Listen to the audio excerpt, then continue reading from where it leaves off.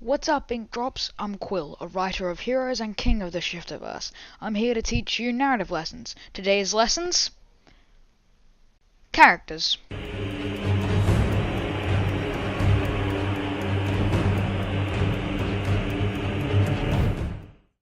Characters are by far the most important things in writing. If you beg to differ, I'll punch you.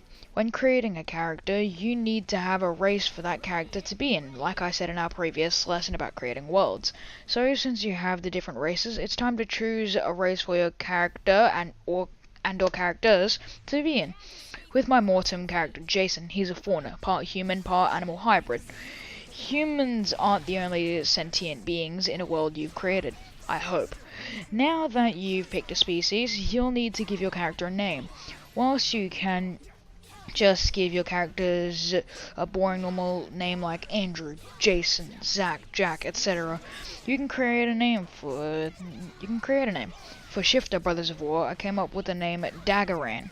Or you can put a word into Latin or a different language, just like you may have done with your world. Okay, once you have a name, you need to move on to designs. Designs are almost as important as the world itself, unless you want to relinquish your design to the reader's imagination. You can call it DCUO and make the design be extremely like the other characters you didn't create. I based a few of my characters' designs off of other people. Now, not extremely though. That is excruciatingly annoying. I based my character Vivid's design on a human lightning bliss, mainly the hairstyle, size, and flight goggles. Aside from that, her color palette is due to her pocket power. This is Vivid. Vivid is a woman. She looked young though, and she was smaller than most of the heroes. Vivid wore very psychedelic clothing, but only the colors of the rainbow: red, yellow, pink, green, purple, orange, and blue. Vivid had black hair with rainbow streaks, same with the gloves. Vivid wore skydiving goggles that sat on her forehead waiting for a chance to be used. She had black and white sneakers and seafoam green eyes, finishing with a black jacket that had rainbow stripes and a patch that said Mortem Legends. As you can see, Vivid is also named because of her outfit and her pocket power. You can get other designs. God damn it. Man, sorry. Outtakes are really annoying. Crap. Well. Yep. I'm not sorry about this. This is just wasting your time, and I'm proud of that. You can get other designs and change it a lot to make it your own. I mean, isn't that what creativity is sometimes? Then there's backstory, which can be a part of step 2.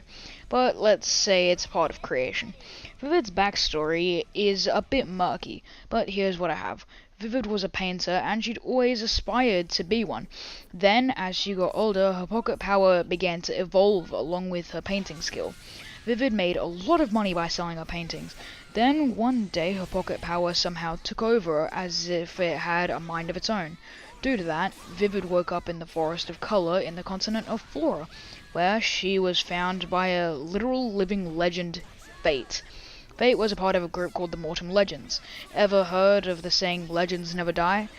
Then Vivid became a legend in Mortem. She couldn't properly walk anywhere without being spotted by people and fauna. That's where she got the patch. Then she changed her look to fit modern day. Then she went out to go back to where she worked as an intern. As you can see, I may have spent time on this, but in actuality, I spent a couple minutes on it as I'm writing this script, and now it's canon. Do you see why backstory is important? It helps develop a character, which segues us into step 2. When I think of character development, one show comes to mind. You all should know it, Avatar: The Last Airbender. In ATLA, the team goes through several places. The biggest point is with seasons 2 to 3. In seasons 2 and 3, Zuko is changed from a hardcore villain into a hero and member of Team Avatar. With character development, characters will often bend to one another in order to world build and character develop. Like I said last time, world building can affect the characters. I'm going to use ATLA as a demonstration again. The character Katara, OG Team Avatar member, is developed whilst world building. It's explained that Katara has an overwhelming hatred for the war against the Fire Nation because the Southern Raiders, who work for the Fire Nation, took her mother and every waterbender except herself. That's a good demonstration of character development. Then there's ex-General Iroh. Iroh is developed mainly in Season 2. They expand on Iroh's son's death in the battle for Ba Sing Se, and why Iroh feels like Prince Zuko is his son. That's 3 ways ATLA did character development, and we're not going to touch everyone else because there's a lot. To develop a character, you need backstory from step 1. Then the character needs someone to vent to, or you could gradually character develop like with the ATLA and Zuko. Character development can happen at literally any time. If your character is in the middle of a fight, then you make it so the character is developing fight skills, or they're explaining out their backstory to make them focus. Like this. Fate stood with a malicious grin. "Why are you here?" he asked. Vivid began to slowly walk over. Fate began to throw fireball after fireball, then 2 fire beams. For some reason, Fate's pocket power to see the God damn it, I'm really bad at reading out loud. Fate's pocket powers to see the future seemed to stop working. Vivid jumped over the fireballs and avoided the beams of flame.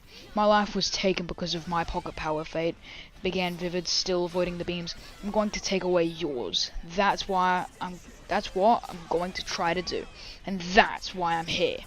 Vivid put her right foot on the ground to land when she leaped at Fate. As you could hear, I developed Vivid while she was fighting. I explained why she was doing what she was. That's what character development is. So the lesson is over. I'll be glad to see you all watching this next week. Dismissed.